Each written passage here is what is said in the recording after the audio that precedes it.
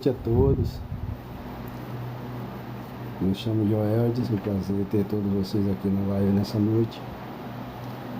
E provavelmente você já deve ter visto meus vídeos e o perfil dos meus vídeos, né? E é de estudo, né, em relação. Sempre eu busco fazer temas diferentes, religião, política, problemas sociais que afetam o nosso país. E pensar ainda é gratuito, é? Hoje em dia no nosso país, pensar ainda é gratuito. Então a gente se posiciona de uma certa forma, não com aquele ativismo ideológico, partidarista, mas com o despertar da consciência, né? Porque temos que entender que hoje no país a política ela tem que entender a sociedade em uma coletividade. Se é bom para um, tem que ser bom para todos. Então, pelos vídeos aí, você já viu aí no canal, né? Os modelos de vídeo. Às vezes a gente usa a intuição, usa o pensamento, e aí a gente vai formulando as mensagens, as ideias, né? E na verdade não é atacar as pessoas. Os vídeos assim que eu faço, que eu preparo,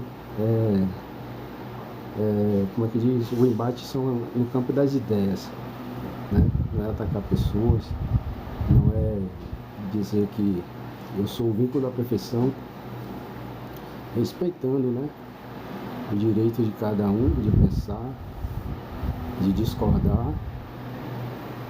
E a gente vai formulando, vai fazendo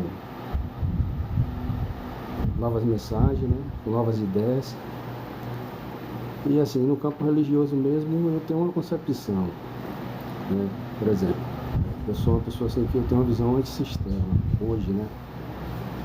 Eu não vejo mais hoje um plano de resgate e salvação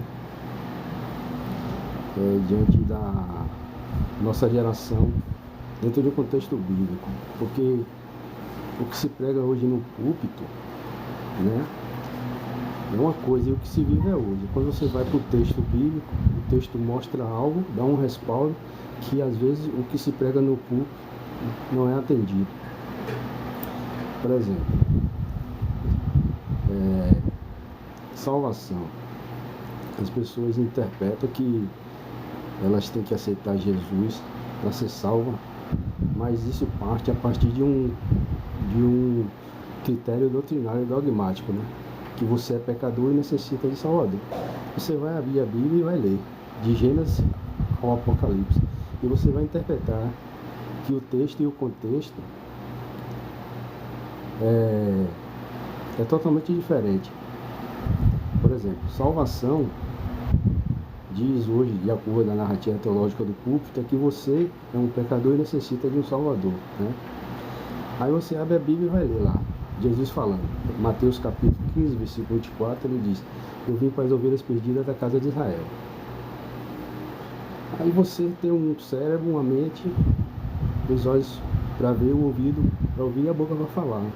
Bom, o contexto histórico, né, não se refere a ninguém hoje em nossos dias. Por quê? Porque ninguém tem 2000 anos de idade, ninguém hoje é uma ovelha perdida da casa de Israel. Esse é o contexto. Agora, o que acontece assim, o equívoco é que se prega hoje uma teologia futurista no púlpito. Eles leem a Bíblia dentro de um texto e um contexto e traz para os nossos dias, nos coloca como destinatário de promessa e profecia que nunca foi para a nossa geração. Por exemplo, Romanos 9, versículo 4 diz que os cultos, as promessas e as profecias pertencem a Israel. Aí você vai ler a Bíblia, né? Por exemplo, Gálatas 4, versículo 4, está escrito lá que Deus enviou seu Filho, Jesus, nascido de uma mulher. Quem era? Maria, nascida debaixo da lei.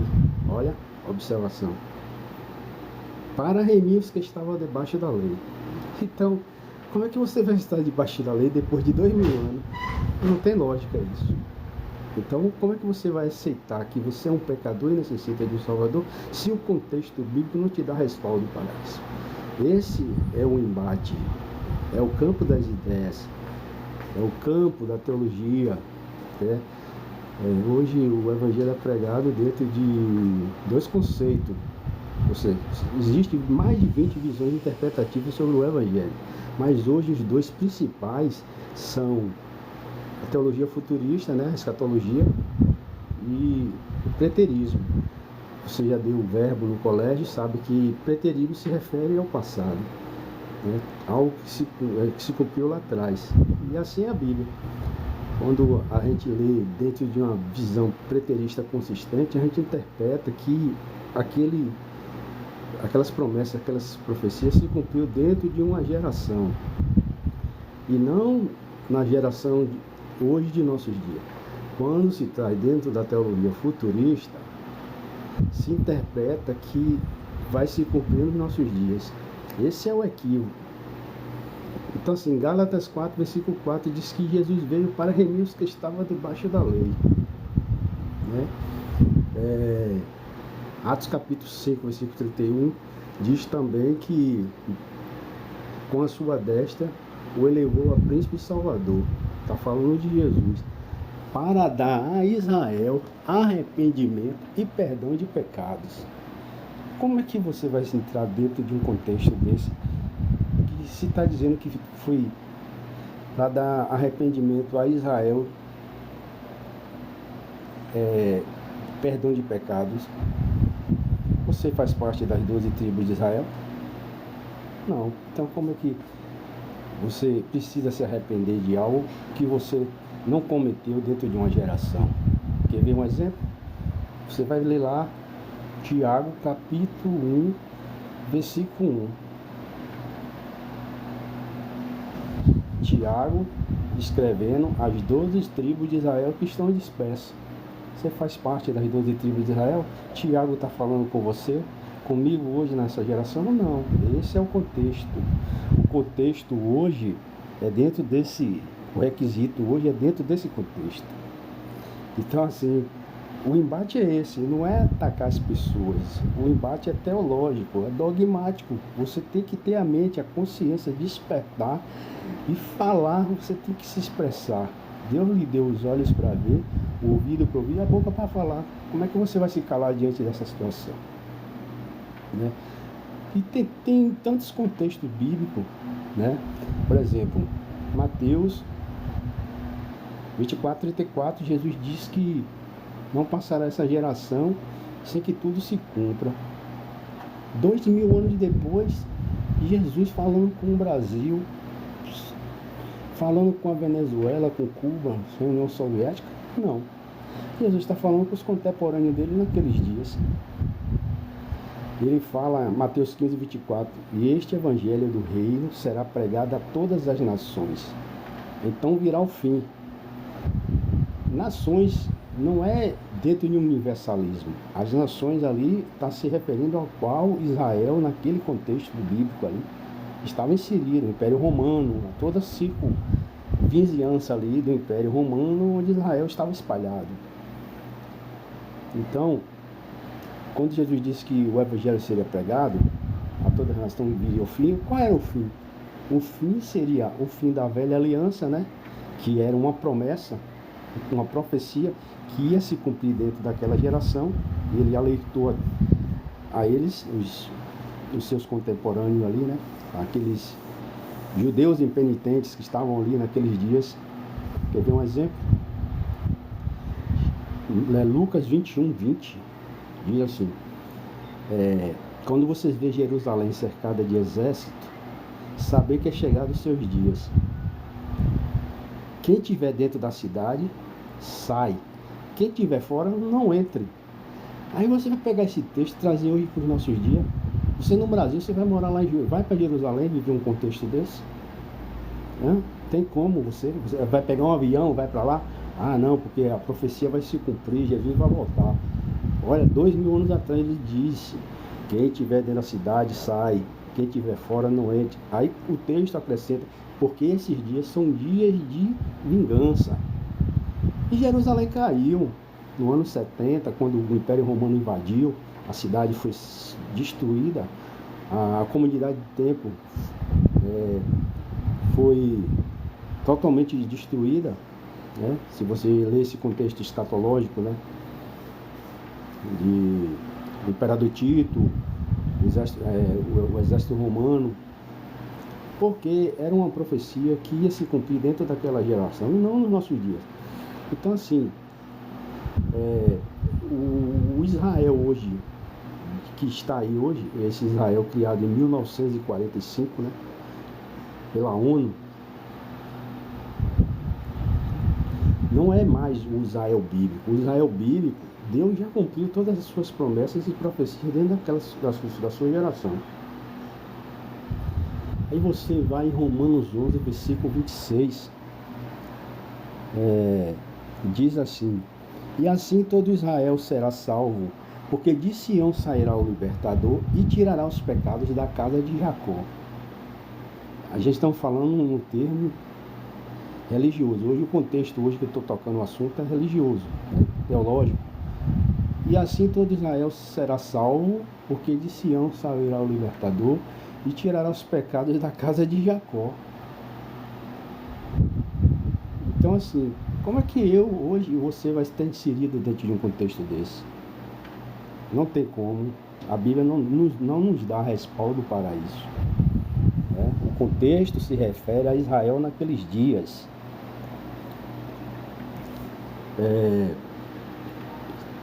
Existem várias passagens na Bíblia que a gente, quando lê, a gente tem que interpretar que ela tem uma audiência de público, ela tem um destinatário, e esse destinatário não é ninguém hoje nos nossos dias. O contexto bíblico está voltado todo para Israel. Se você for ler Lucas capítulo 1, 67, 76, 78, bendito o Deus de Israel, que remiu e visitou seu povo e trouxe uma poderosa salvação na casa do seu servo Davi, né? Bendito o Deus de Israel. Zacarias profetizou dizendo, ó, bendito o Deus de Israel, né? Então, a salvação, ela tinha um aspecto. Não é essa salvação que se prega hoje, que você tem que se arrepender para ser salvo, né? Às vezes, pelo vestir, pelo comer, né? Pelo procedimento, pelo contexto, né? Estético, né? De ser crente hoje, de frequentar uma igreja, um templo. Não tenho nada contra isso. Respeito se as pessoas frequentam seus templos, suas igrejas, beleza, nada contra. O que a gente não pode interpretar hoje como contexto em relação a isso. Então, assim, o que era o pecado? Por exemplo, quando eu já frequentei o templo, o sistema religioso, há muitos anos, eu tenho assim uma vasta experiência em relação a isso. O que era o pecado? Hoje o pecado é descrito muitas vezes assim, pelo que vestir, o que falar, como se comportar. Aí, esse é o pecado. Quando você vai lá na Bíblia, 1 João, capítulo 3, versículo 4, João diz assim, ó, todo aquele que transgride a lei está em pecado. Então, o pecado era a transgressão da lei. Que lei? A lei mosaica, naquela geração. Uma boa noite a todos aí, a todos vocês que estão entrando aí na live, né? É uma das minhas primeiras lives aqui. Agradeço a todos aí pela essa live e esse compartilhamento. Então, assim, o pecado era quando se transgredia a lei. Que lei? A lei mosaica. Quer ver um exemplo? Pegaram a mulher e levaram diante de Jesus, né? Os acusadores falaram aos fariseus: Senhor, olha o que eles dizem. Na lei de Moisés, toda mulher pega em adultério tem que ser apedrejada. E tu dizes o quê? Jesus está ali, aquela mulher, aquela turba de gente com pedra na mão. Jesus chega e fala: quem não tem pecado, atira a primeira pedra. Aí a ficha começou a cair para todo mundo ali, né? Como se diz hoje, a casa caiu. Por quê? Porque todos eles tinham pecado. O pecado era a transgressão da lei. Eles estavam em pecado. E aí eles foram largando as pedras e tal e tal. E aí quando você lê o contexto, Jesus e a mulher. Jesus olha para a mulher. Mulher, cadê teus acusadores? Elas foram embora. Aí ele falou, nem eu te condeno, vai e não peques mais. O que era o pecado? A transgressão da lei. Quando se estava em pecado, estava se transgredindo a lei. E observe que o requisito que eles usou para Jesus foi esse. Toda mulher pega em adultério, de acordo com a lei de Moisés, tem que ser apedrejada. Imagine uma mulher ser apedrejada até a morte porque transgrediu a lei de Moisés. E hoje, qual é o contexto de pecado? O contexto de pecado hoje é totalmente diferente, né? A visão de pecado que se tem hoje é totalmente oposta ao que os requisitos do contexto teológico que a Bíblia nos apresenta. Se vestir de uma certa forma é pecado, comer certo tipo de comida é pecado, se comportar de determinada forma é pecado. Então, tudo isso é usado como forma de moldar o comportamento das pessoas dentro do sistema religioso, impedindo que elas venham pensar, discordar ou questionar, né? Quer ver eu trazer um exemplo? Se come pão e bebe suco, tem comunhão com Deus, morre e vai para o céu. Quem come churrasco, bebe cerveja, morre e vai para o inferno. Aí a pergunta é, Deus faz acepção de pessoas? É uma pergunta. Vocês que estão assistindo a live aí, Deus faz acepção de pessoas? Alguém pode responder aí?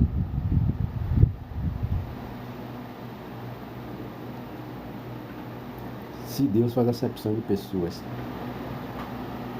tem alguém que tem essa resposta? Que pode nos responder hoje aí nessa live?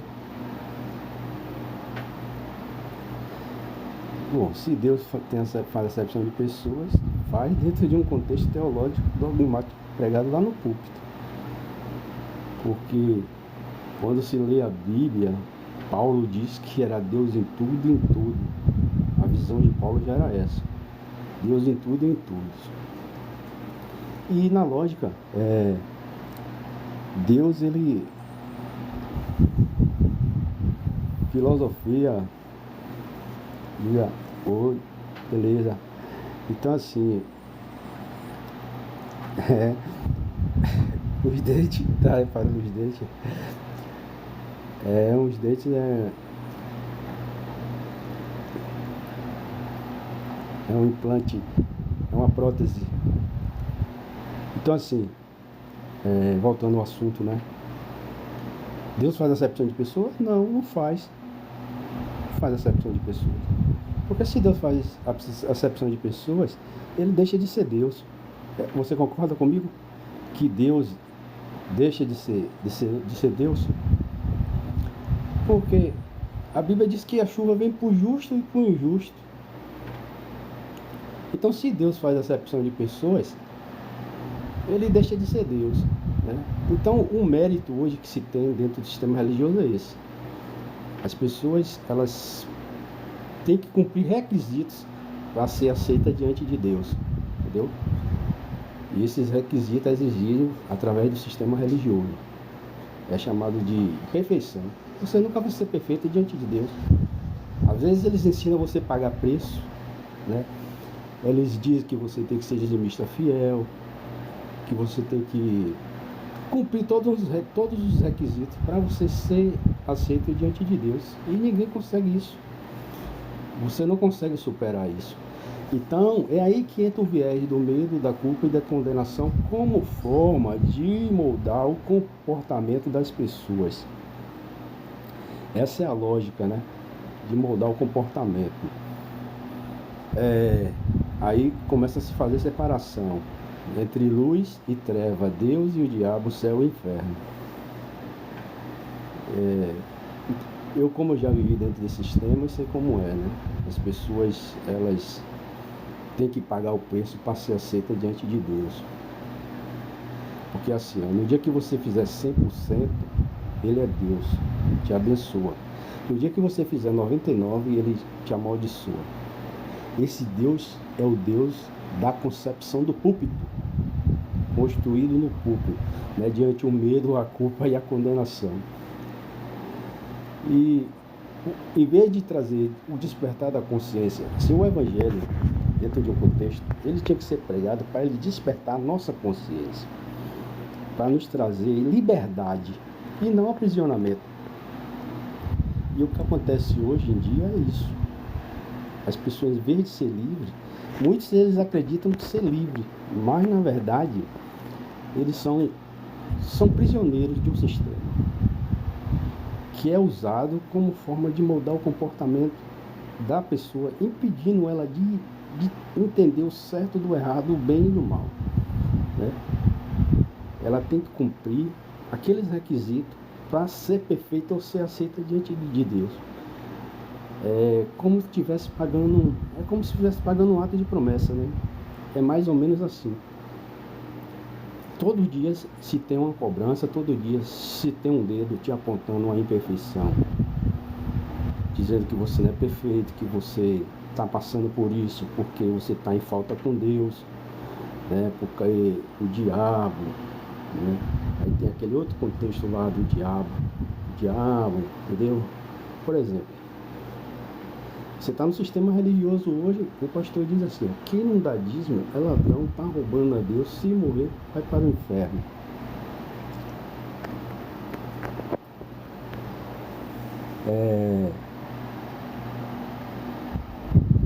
Quem morrer, quem não dá o dízimo é ladrão, está roubando a Deus, se morrer vai para o inferno.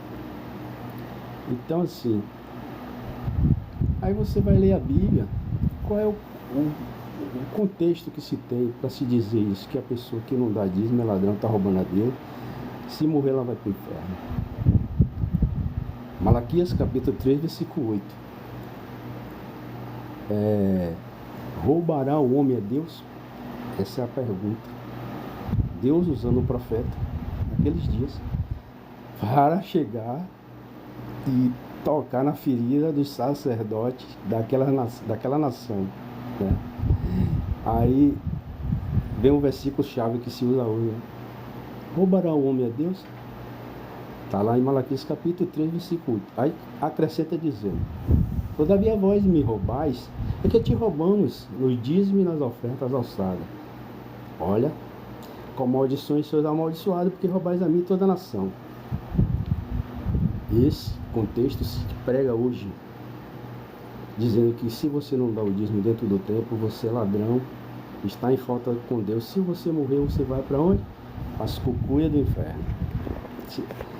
E aí o viés é medo, culpa e condenação. Só que, quando você lê a Bíblia em Malaquias capítulo 1, versículo 1, está lá escrito: peso da palavra do Senhor contra Israel. Olha, Malaquias capítulo 1, versículo 1. Ó, o despertar da consciência. Quando não se tem, se está preso ao sistema. Então assim, Malaquias capítulo 2, versículo 1. Ó sacerdote, esse mandamento vos toca, se não obedecerdes a minha voz, os meus mandamentos, eu vos amaldiçoarei. Olha, o segundo requisito. Quando se chega lá em Malaquias capítulo 3, versículo 8, aí vem todo o contexto, né? Aí diz Malaquias 3,11, diz assim: e por causa de vós repreenderei o devorador. Aí você, devorador? Pastor, quem é o devorador? O pastor fala: o diabo. Você não dá o dízimo, ele toca na sua família, na sua saúde, no seu trabalho, você fica desempregado, né?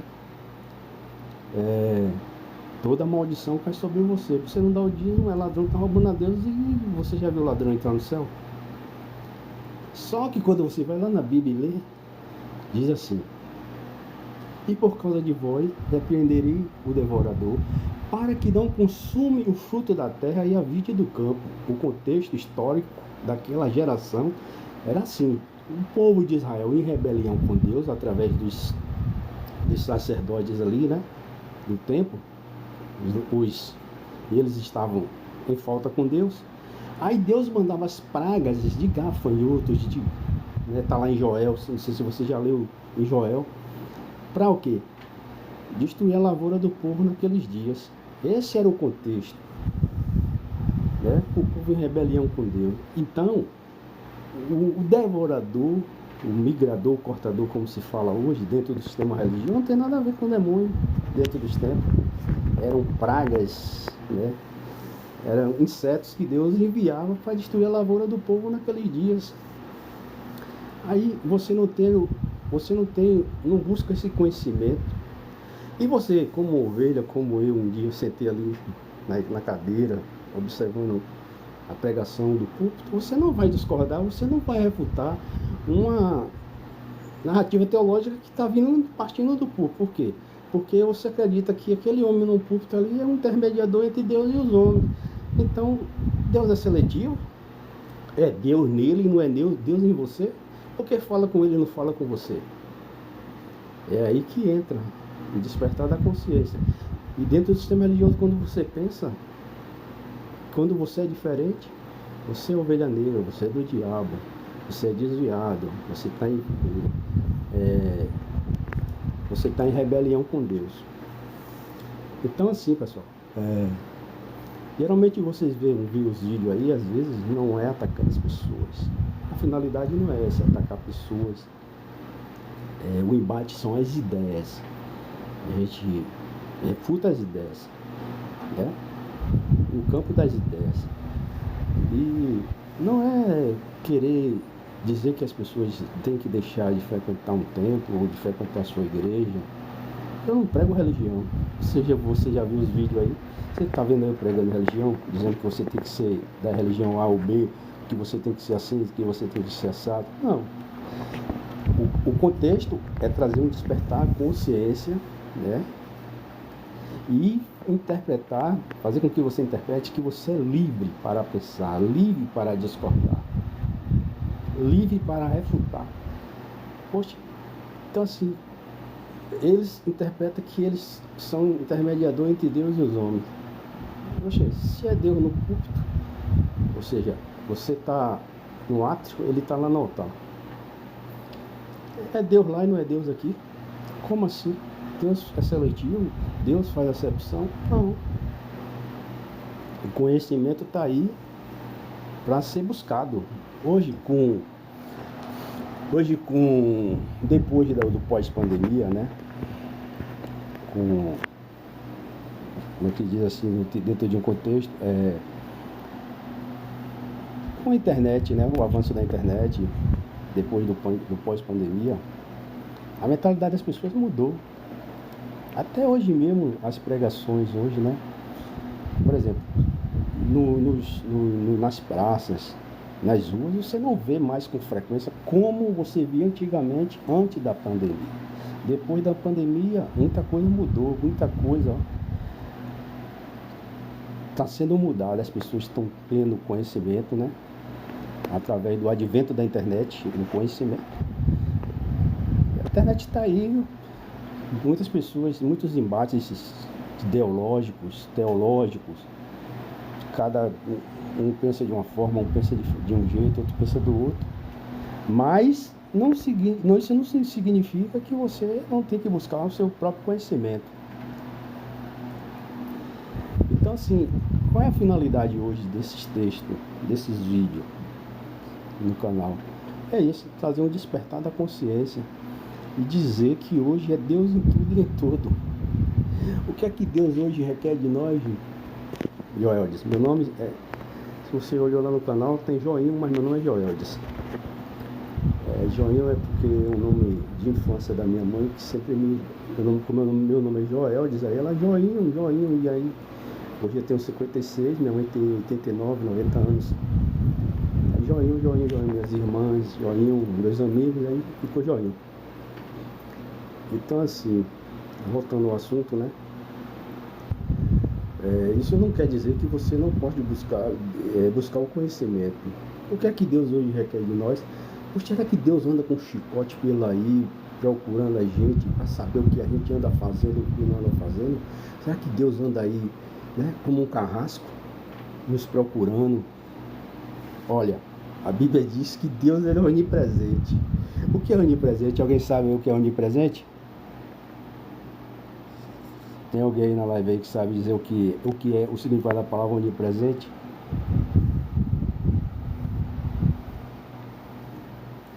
A palavra onipresente significa que ele está em todo lugar, né?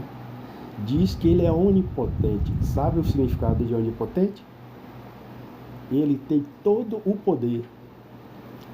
Ele é onisciente. O que é onisciente? Ele sabe de todas as coisas. Então assim, você acha que Deus vai andar pela aí com chicote, como um carrasco, querendo saber o que você faz, o que você não faz? Ou você tem que entender o certo do errado, o bem ou o mal, e saber que você tem que usar a sua consciência para discernir o que é o caminho através da verdade e o que é a mentira através do atalho. O que é que Deus requer de nós hoje nessa geração? É simples, simples, sem bengala da religião, sem discurso predatório através do púlpito.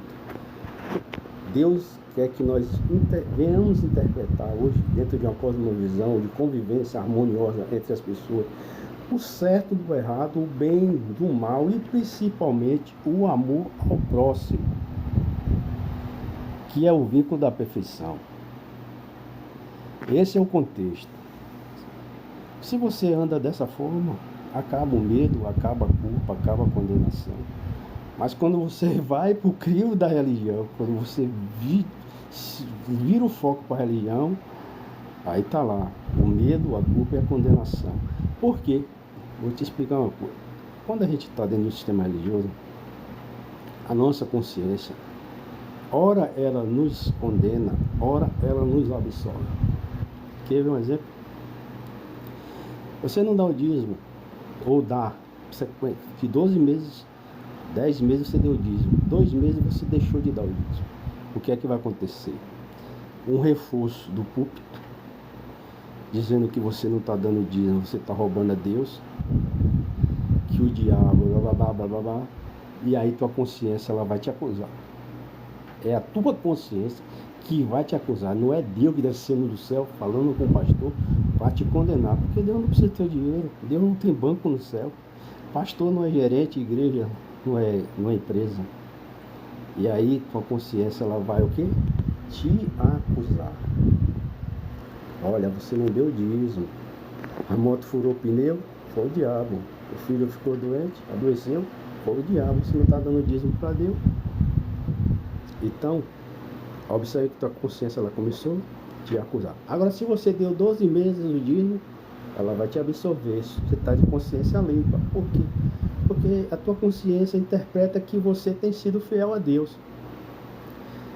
E digamos que você está ali precisando de um certo dinheiro, aquele dinheiro é o dinheiro do dízimo e o gás acabou. E aí? Você compra o gás ou dá o dinheiro para Deus? É difícil, né? Você compra o gás ou dá o dinheiro para Deus? Só tem aquele dinheiro ali. Era o dinheiro do dízimo lá. Você acabou o gás e agora, velho? Se for receber dinheiro daqui a 30 dias. Ah, consciência. Esse dinheiro é do dízimo, viu? Você vai pegar e vai comprar o seu gás e vai ficar devendo. É uma consciência religiosa mediante a culpa. Aí você vai comprar vai dar o dízimo e vai ficar na falta do gás.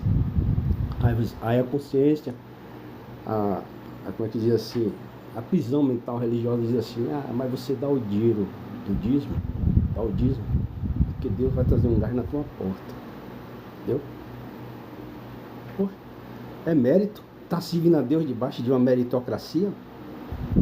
E dona Joaquina ali do horto, que o gás dela acabou, ela está cozinhando uma lenha. Quer dizer que Deus é fiel, porque você deu 10% lá a ele, e aí ele vai te abençoar.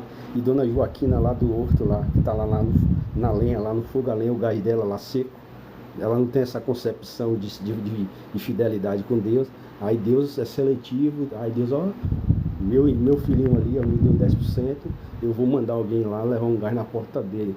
Ele olha para dona Joaquina e fala, não é fiel, não posso fazer nada. Tem lógica isso, pessoal? Tem? Tem. Aonde? No sistema. Essa é a lógica do sistema. É aprisionar. Entendeu? Ele não permite que você pense, que você questione, que você discorde. É sim, sim, não, não.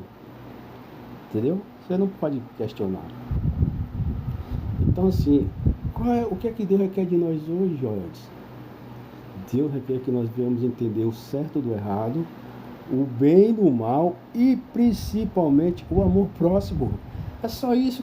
Se a gente conviver com isso, a gente vivemos harmonicamente, entendeu? Alegremente, não tem medo, não tem. Os pilares hoje do sistema é esse: medo, culpa e condenação. São esses 3 pilares, né? Então, a tua consciência, o gatilho é um gatilho. Faltou com Deus, acusa. Cumpriu, absolve. Então, está seguindo a Deus através de uma meritocracia.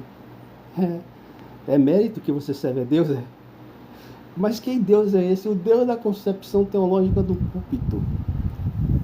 Esse Deus que eles construíram, né?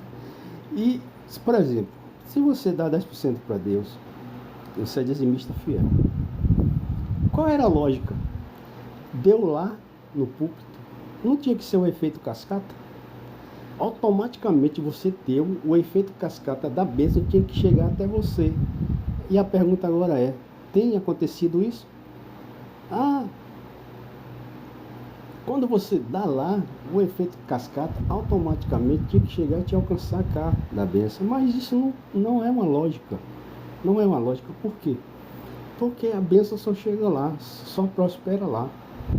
E o efeito cascata, quando chega cá, você já está cansado, surrado, apanhado, né? E quando você não recebe, quando o efeito cascata da bênção não chega até você, e você vai questionar, você está em falta com Deus, você está roubando a Deus, você é fiel a Deus, você está em pecado. É sempre a culpa cai sobre a ovelha, né? A culpa sempre cai sobre a ovelha. Você está em falta com Deus, é por isso que você não é abençoado. Não é possível, né? Agora, você dá 10% lá. Aí você vai ver, o camarada está de Land Rover, morando em condomínio de alto padrão. Eu e você andando de Uber, pegando coletivo, andando de bicicleta. Nada de errado com isso. Nada de errado, né? Mas eu estou falando em termos do efeito cascata. Se deu a benção, tinha que chegar cá. Quando chega no meio de 100, digamos assim, vou fazer uma estatística aqui, né?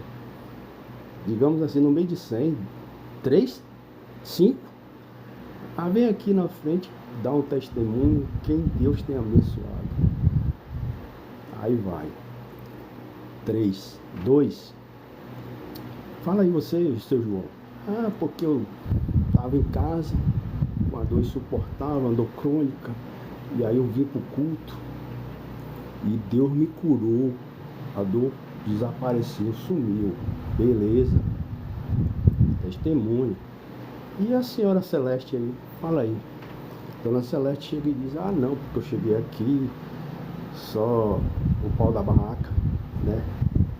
Eu era de marré, e Deus me abençoou.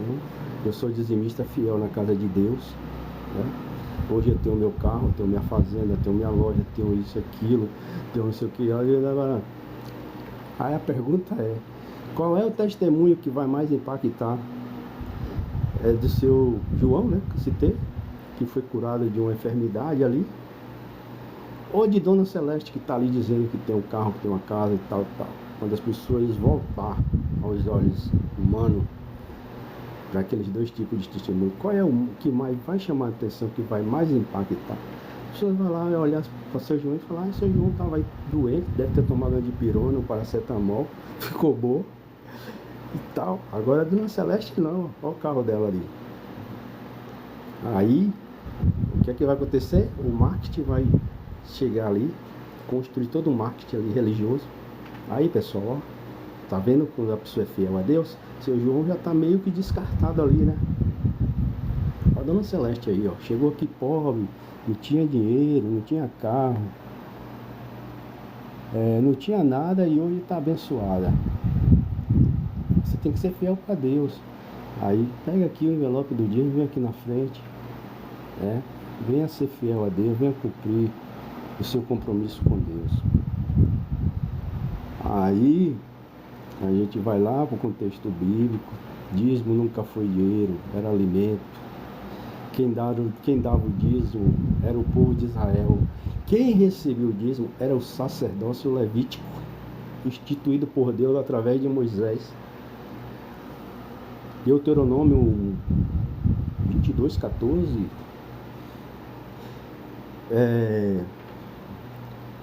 Nunca foi dinheiro, era alimento.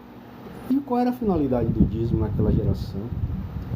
Era arrecadado o dízimo, porque o sacerdócio levítico não tinha herança nas 12 tribos de Israel.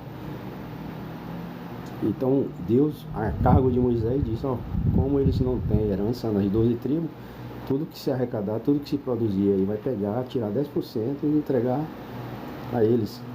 Porque eles vão ficar em cargo da ornamentação do templo, do trabalho do tabernáculo e tal. E a finalidade era socorrer o órfão, a viúva e o estrangeiro. Era essa a finalidade do dízimo. Entendeu? E só quem podia receber esse dízimo era o sacerdócio levítico, mais ninguém. A pergunta é, existe sacerdócio levítico hoje em dia? Existe? Não. Mas eles dizem que é. Casa do Tesouro foi destruído o templo há 2000 anos atrás. Existe? Não. Mas ele diz que a casa de pedra é a casa de Deus. Então essa era a finalidade de se dar o dízimo. Agora, se você dá o dízimo, não tem nada contra, entendeu? Como eu sempre afirmo, o embate aqui é o campo das ideias, não é atacar a pessoa. Se você dá, beleza, continue dando, né? Mas o que eu quero trazer aqui para você é esse tipo de... O conhecimento é o despertar da consciência, a libertação, fazer com que você não seja mais um prisioneiro do sistema, entendeu? Então, assim, a finalidade de se dar o dízimo naquela geração era isso, para socorro do órfão, da viúva e do estrangeiro. Não se tem mais hoje casa de tesouro, não existe mais sacerdócio levítico. Ah, sim, mas existe o templo lá de Salomão, lá em São Paulo. Os pseudo falsos judeus, digamos assim, né? Eles são chamados de judeu. Os camaradas querem voltar. Rapaz, Jesus cumpriu a lei na carne e os camaradas querem suscitar a lei de qualquer jeito, cara. De qualquer jeito eles querem suscitar a lei. Por quê? Porque a lei, Paulo diz lá que é um ministério de condenação e morte. A lei, ela traz prisão, ela traz uma prisão mental na vida das pessoas. Você acha que os camaradas aí vai pregar Jesus nos púlpitos? Jesus veio e pregou a graça. A graça é um favor imerecido. A lei era um ministério de condenação e morte, era olho por olho e dente por dente, né? A graça era um ministério mediante a fé, entendeu? Então, assim, você acha que eles vão pregar Jesus hoje, hein? Eles vão ficar pregando Jesus? Veja lá as pregações hoje que se tem hoje dentro dos templos, se não é tudo pautado em cima do Antigo Testamento. Isaac e Abraão, Gideão e o lagar. E assim tantos outros, né? Elias e o fogo que desceu do céu.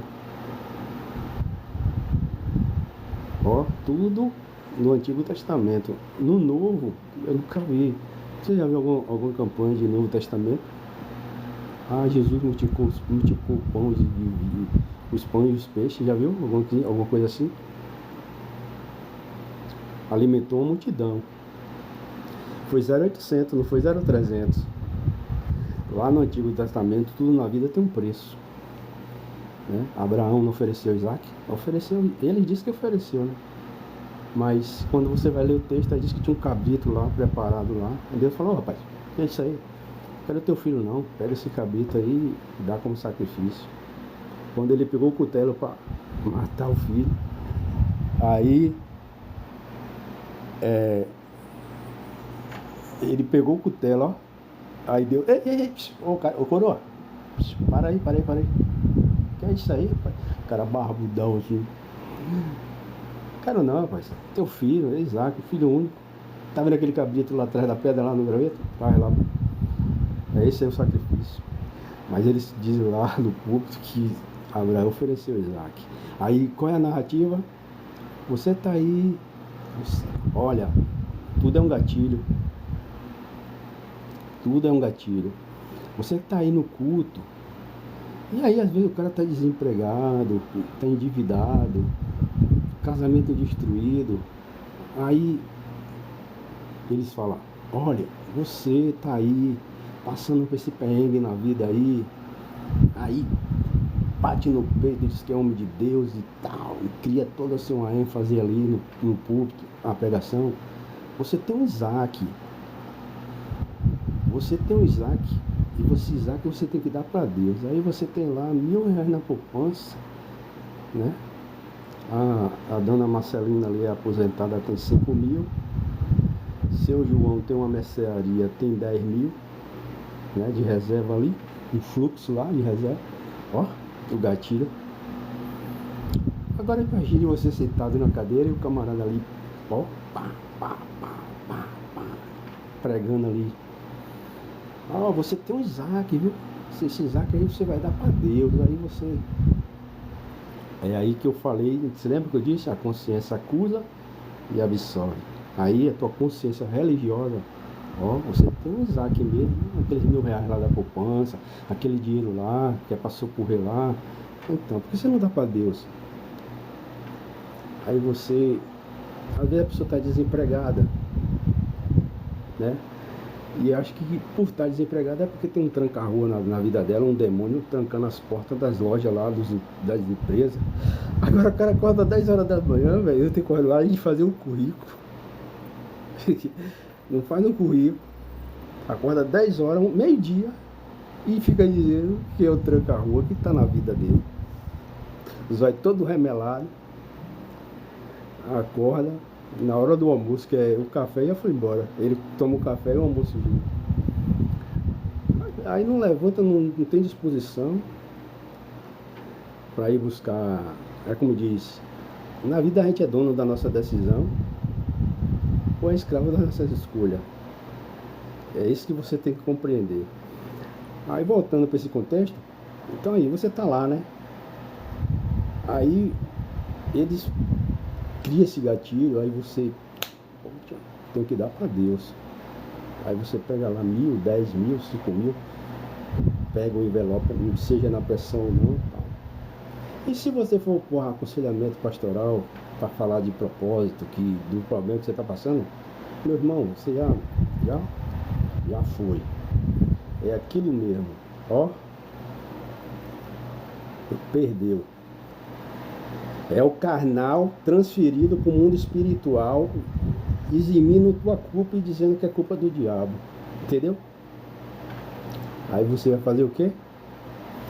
Aí você vai ter que dar para Deus, porque Deus vai abrir as portas. Aí você vai lá, faz um propósito que acreditando que é para Deus, mas que persuadido por meio do homem, através de gatilhos, né? Medo, culpa e condenação. E aí as coisas, o desenrolar das coisas não começa a ser da maneira que você interpretou a fazer ou fez. E aí você chega e começa a ver que o discurso é um e a prática é outra. Entendeu? Por exemplo, o cara tem um comércio, não entra ninguém no comércio dele.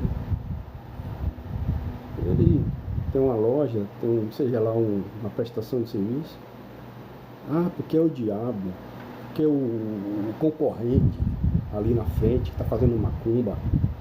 Entendeu? Isso é um demônio que está atrasando a sua vida. Agora, se você for fiel a Deus, Deus vai abrir as portas. Aí você tem lá sua reserva, seu fluxo lá, entendeu? Qual é que você tem que fazer? Investe na tua loja, no teu projeto, no teu negócio, Sebrae, enfim, renovar teu estoque, fazer algo diferente, pegar teu capital e investir. Aí tu acredita que tu vai ter que pegar 50 mil, 10 mil e dar para Deus, porque Deus vai fazer acontecer debaixo de um mérito. Ou seja, vai servir a Deus debaixo de um mérito. Aí tu, ao invés de investir no teu negócio, no teu projeto, na tua coisa, tu vai pegar e dar um dinheiro para Deus, que Deus tem um banco lá no céu e o pastor é gerente, meu irmão. E a igreja agora virou uma espécie de empresa. Entendeu? Esses gatilhos, essas analogias que se usa hoje, a Bíblia é usada hoje para... A Bíblia ela é usada hoje para aprisionar e não é para libertar. Conhecereis a verdade e a verdade vos libertará. João 8,32, João 8,36. Se o Filho vos libertar, verdadeiramente serei livre. Tem pessoas dentro do sistema religioso dizendo que é livre, mas não é, meu irmão. Ela é presa, ela é livre esteticamente ali, mas fisicamente, mentalmente, ela é prisioneira de um sistema. Então assim, ó, esses são os gatilhos, né, do sistema. Então, quando você pensa, você questiona, aí o sistema treme e já te olha com olhos diferentes. Por quê? Você pensa, você questiona, você gosta de uma abordagem construtiva. Então assim, sim, voltando para aquela questão que eu estava falando do propósito ali, né, da campanha, seja lá como for. Aí é assim, tem 100 pessoas, 40, 30 veio, pegou e vai participar do propósito, correto? Olha como funciona. Quem está na campanha vem aqui na frente, aí vem 30. Eu e mais 69 fiquei lá atrás. Aí ele chega, olha, esse pessoal aí no fundo que não está na campanha, não é fiel a Deus, não vai fazer propósito com Deus. Aí entra toda uma narrativa teológica ali. Se ele não usar a pregação através da Bíblia, ele vai usar, por exemplo, vai persuadir através de um exorcismo, de uma manifestação. Aí supostamente lá vai cair alguém lá endemoniado, assim, aí ele, o que é que ele vai fazer? Pegar o demônio e fazer entrevista. Demônio, tá fazendo o que na vida dela? Ah, eu tô assim, tô assado, tô cozido. E por que você tá na vida dela? Ah, porque ela não é fiel a Deus. Aí, ó, tá vendo aqui? Pelas 70 pessoas lá, esses 30 aqui é vencedor, tá tudo aqui na frente, fiel a Deus. Esses 70 aí atrás aí, ó, o que ele tá fazendo na vida dele? Aí o diabo, eu tô lá na vida dele assim, assado e cozido. Olha o medo, olha a culpa, olha a condenação.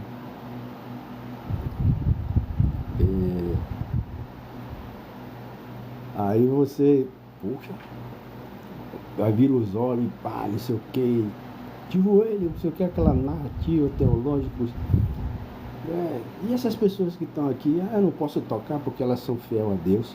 O cara, o diabo é usado como ator coadjuvante, né? Que fala a igreja. E o cara contribui ali, ele contribui, para aquela teatro, aquela coisa. Não devia ser assim, né, pessoal? Não devia ser assim. Aí, muitos ali que vão embora, pisa o pé ali, vai sair debaixo de um arrasado, debaixo de um medo, de uma culpa, de uma condenação. Aí eles pegam os 30, vamos orar aqui, pessoal. Aí todo mundo com o envelope na mão, os 30, os 70 lá, oprimido, humilhado, entendeu? Hostilizado. É isso mesmo, hostilizado. A palavra certa é essa, hostilizado. Entendeu? Por quê? Porque não é fiel a Deus. Aí a pergunta, Deus é seletivo, cara? Faz recepção, abençoa 30, amaldiçoa 70. Beleza, Deus? Quem é esse Deus? O Deus da concepção teológica do público construída através da narrativa dos homens, que usa a Bíblia não para te abençoar, mas para manipular e moldar o teu comportamento e fazer com que você ande com uma bengala religiosa, pegando o teu carnal, trazendo para o mundo espiritual e dizendo que tudo é culpa do diabo. O casamento que destruiu foi a pombagira. O cara bebe, é o Zé Pilintra. Entendeu? Esses gatilhos aí que traz prisão mental na vida das pessoas, entendeu? Traz, colocou aqui tio Chico. Tio Chico era muita história, né, velho? Tomou não sei quantos tiros e não sei o que lá, falava tanta coisa. Mais um que enganou muito dentro do sistema religioso. Então assim, então a lógica do sistema é isso aí. Manipular para aprisionar. E eles têm medo quando você pensa, quando você questiona, quando você refuta. Entendeu? É tanto contexto hoje, é tanta coisa hoje em dia que a gente vê assim. Por exemplo, aí, vamos voltar lá a questão que eu falei da campanha. Aí o diabo lá manifesta. Uma vez eu estava no sistema religioso, vou contar aqui uma situação que aconteceu muitos anos atrás. Eu já tinha uma pulga atrás da orelha em relação a isso, né? Ficava assim, eu ia, pá, mas ó, na minha mente. Aí ele pegou um propósito uma vez e fez. A pessoa pegou um envelope da campanha, tinha um suposto demônio lá manifestado e tinha um que não tinha participado. Aí ele pegou, mandou essa pessoa passar de junto do demônio com o envelope na mão. Rapaz, o demônio se contorceu todo, dizendo que estava pegando fogo, que não sei o que. Aí eu de cá de baixo olhando, observa. Aí ele, e você aqui que não está participando, passe aqui. Aí o diabo querendo ir para cima da pessoa, a pessoa desviou o caminho, né? Assim, no púlpito, ela se empurrou assim. Não, porque não sei o que, eu lhe conheço, não sei o que, eu vou lhe pegar, eu sei que você não é. Aí eu olhei assim, eu olhava assim, rapaz, será que isso é de Deus mesmo? Ah, você tá por fora do sistema religioso, meu velho. É como se diz, são muitos lobos em pele de cordeiro. Então assim, o camarada pegou um envelope porque disse que a pessoa era fiel e o outro porque não pegou que era infiel. O diabo ficou com medo aqui do fiel, que disse que estava descendo fogo, e do infiel e querer ir para cima. Para ele não veja bem se não parece um teatro, uma coisa assim manipulada, velho. Você que está nesses ambientes assim, já frequentou ou foi nesses ambientes. Então assim, quando vocês vê esses vídeos meus lá, que eu faço, às vezes coloco aí no canal, essa finalidade. Trazer o despertar da consciência, fazer com que as pessoas venham pensar. Não é nada de errado de você ir para a igreja, de você interagir com os irmãos, entendeu? Se você gosta de ir para a igreja, frequentar a sua igreja, nada de errado. Agora, a mente tem que estar desperta, entendeu? É Deus em tudo, nada de manipulação, nada de motivo,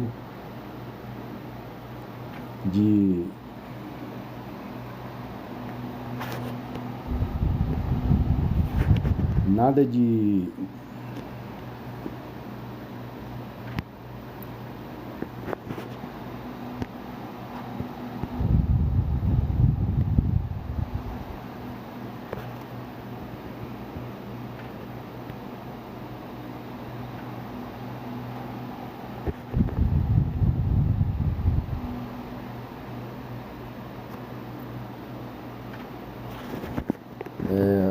a gente está chegando no final dessa live aí. Eu quero agradecer a todos por essa oportunidade de estar aqui participando dessa live. Para mim foi muito edificante. Foi um prazer interagir com vocês, né? apesar de ser a minha primeira, né? Não sou uma pessoa letrada, assim, né?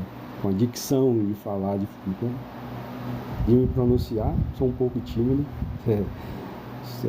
tenho um pouco de timidez em relação a isso, mas espero que a gente tenha, assim, interagido, né? Através desse diálogo, dessa live, dessa conversa. Se você gostou, deixe seu like, compartilhe. E agradeço a todos pelas oportunidades de estarmos aqui juntos. Espero acontecer outras lives aí, se houver outra oportunidade de estarmos juntos. Estamos aí, juntos e misturados, mas nunca embolados. Quero agradecer a todos pela oportunidade. Se você quer falar alguma coisa, deixa o seu comentário. Entendeu? E até uma próxima live. Se assim o nosso bom Deus permitir, né? Que possamos estar aqui juntos novamente.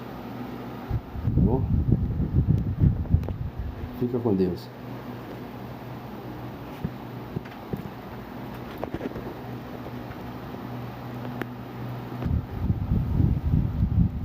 Tem esse avatar aí, né? Do perfil, rapaz, TikTok. Eu tava mexendo nessas fotos aí apareceu esse avatar. Eu já tentei reconfigurar aí, mas toda vez que eu vou lá, ele volta, né? Para essa mesma configuração aí. Não consigo mudar esse perfil aí.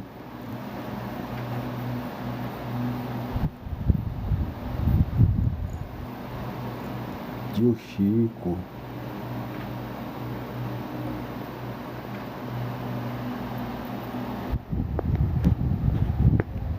A pessoa tava falando sobre os dentes.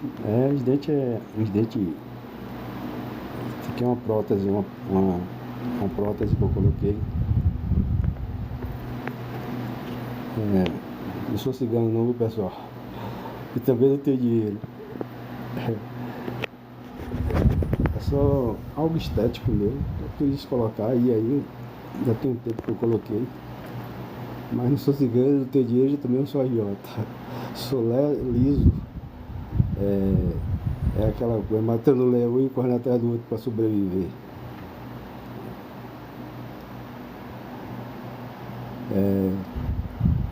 Ficou legal, né? Sim.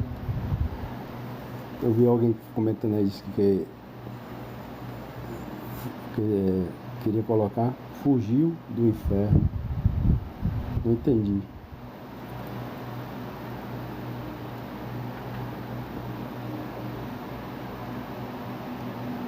Fugiu do inferno. Aí esse inferno aí é outro contexto. A gente vai fazer outra live aí para falar sobre o inferno, né?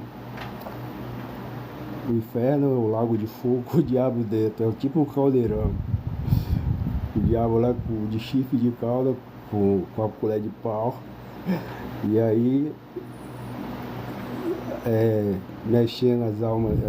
É como se fosse um funil. Sim, falou em inferno aí, né? A gente teve uma época aí que teve umas missionárias da vida aí, dizendo que foi 7 vezes no inferno, que viu lá não sei quem, fulano de tal, político fulano e tal. Então esses são os gatilhos mentais do sistema religioso, né? E naquela época era de DVD, vender DVD, quanto DVD não vendeu? Quanto de dinheiro não ganhou cobrando para pregar dentro das igrejas aí, né? Grana, dinheiro. O inferno, o contexto de inferno é totalmente diferente do que se prega no púlpito. Totalmente diferente. A palavra inferno aparece várias vezes no Novo Testamento, no Antigo, mas com outro contexto. Por exemplo, no Antigo, inferno é Sheol, né? Significa sepultura, mundo dos mortos. No Novo tem o Geena, né? Que era um lugar ao sul de Jerusalém, que no Antigo era o Vale de Inom, dos filhos de Inom, né? Era um lugar ao sul de Jerusalém onde se lançava os mortos.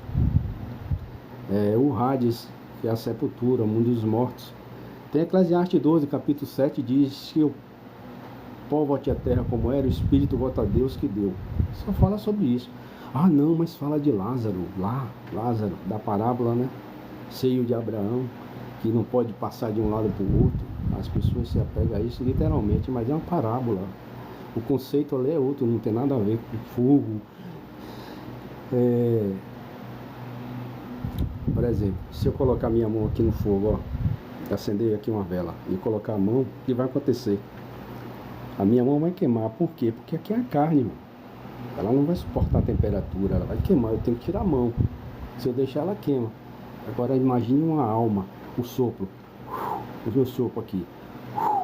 Minha alma. Dentro do fogo. Tem lógica isso? Queimar? Tem. Aonde? Através da pregação do púlpito. E aí tem outro contexto.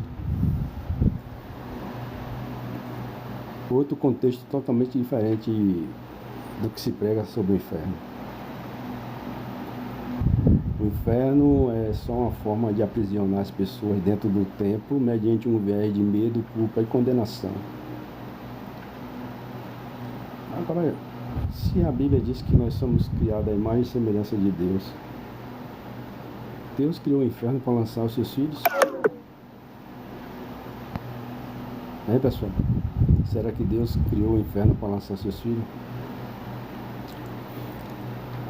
O inferno, dentro de literal, é o que nós vivemos hoje.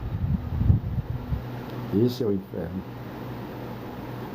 Então, a Bíblia diz que o pó volte à terra como era. A carne vai se desfazer ali no pó. E diz que o espírito volta para Deus. Agora eles dizem que o espírito vai queimar no inferno, numa prisão, né? Porque não fizeram a vontade de Deus, não estão em comunhão com Deus, não aceitaram Jesus, abandonaram a igreja. E aí chega lá no inferno, ó, aí vai pagar o preço. Mas é como eu digo, eles transferem o carnal para onde? O mundo espiritual. E aí é um gatilho sobre o inferno, sobre o inferno esse gatilho. É trazer prisão, uma prisão mental. Boa noite,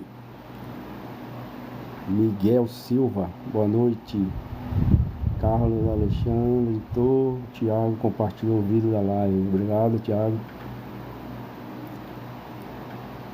Luiz, oi. Beleza, Luiz? Beleza. Carlos Alexandre.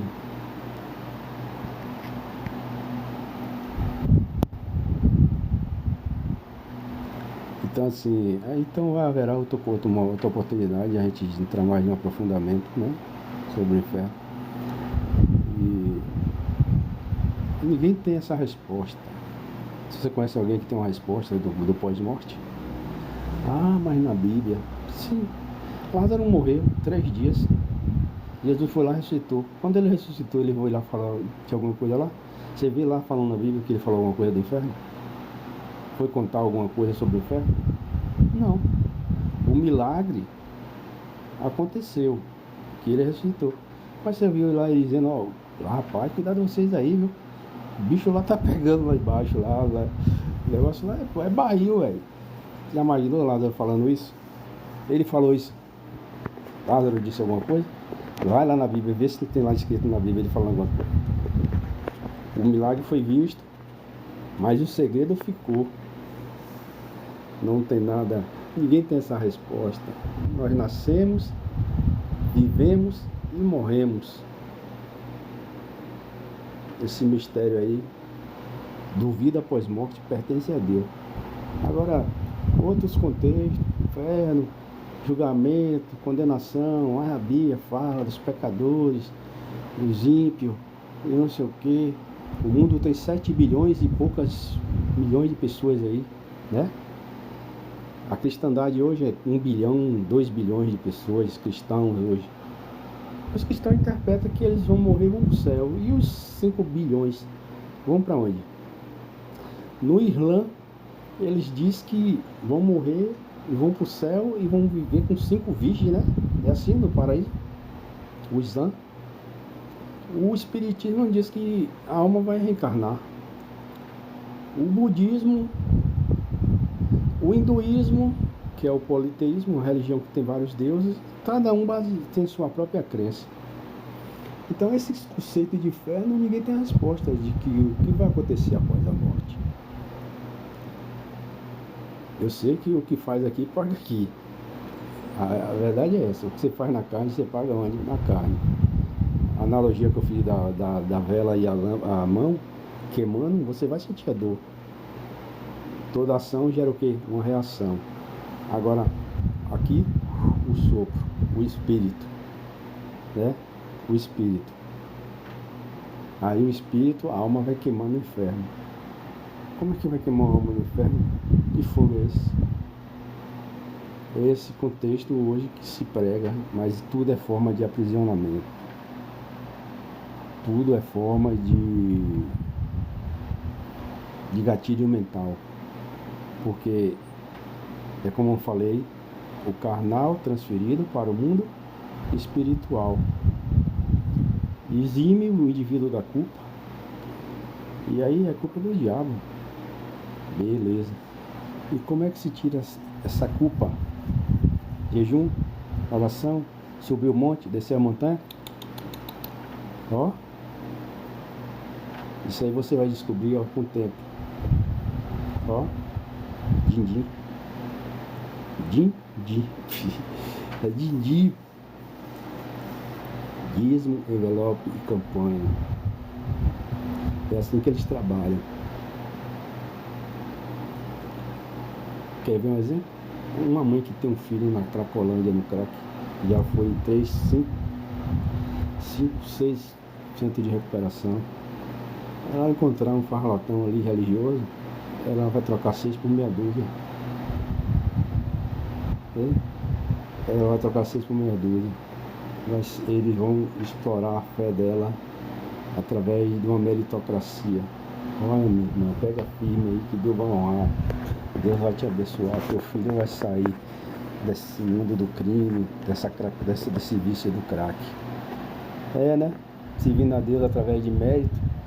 Fazer o quê? O filho dela vai ser salvo, vai ser liberto. E os 1999 da Cracolândia vai continuar lá. Aí pega o religioso, usa como cortina de fumaça para camuflar as políticas públicas ineficientes que não traz uma ressocialização, uma transformação dos indivíduos dentro da sociedade. Já observou? O Estado se coloca como inoperante, como ineficaz. Aí chega lá, os pseudo enviados de Deus, beleza. A filantropia é algo positivo, né? Você dá um suporte, dá um socorro, um pão, uma sopa, uma ajuda, um cobertor. Nada de errado nisso. Muito bom. A sociedade, ela contribui bastante com a sociedade. Agora, pegar o carnal, transferir para o espiritual. Aí vai lá, 2 mil pessoas, tirou uma fatia de 10. Porque Deus escolheu, que Deus vai mudar, Deus vai transformar. Naqueles 10, 9, volta novamente, a porca lavada voltou a lamaçar, o cão voltou seu próprio vômito. 2 foi salvo por Deus. Deus é esse, pois. O Estado que tinha que entrar, o Estado que tinha que implantar as políticas públicas eficientes, transformar a vida das pessoas, trazendo projetos, trabalho, né, acompanhamento pedagógico, terapêutico, entendeu? E, em parte, a religião, com seu viés de filantropia, é positivo, é bem-vindo, porque agrega, né, valores.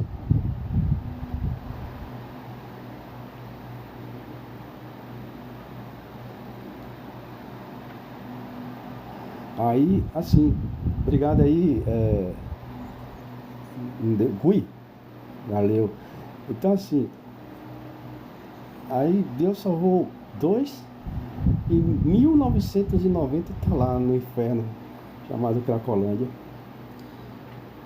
Então, para o Estado, o carnal, que é trazer cura na vida das pessoas com políticas públicas ineficientes que eles não aplicam, aí entra o religioso, é o diabo. É espiritual. Se ninguém acaba com isso aqui não. Entendeu? E aí consome dinheiro, consome imposto, consome dinheiro, consome imposto. Que a colônia sai da rua A, vai para a rua B. Mudou o quê? 6 por meia dúzia.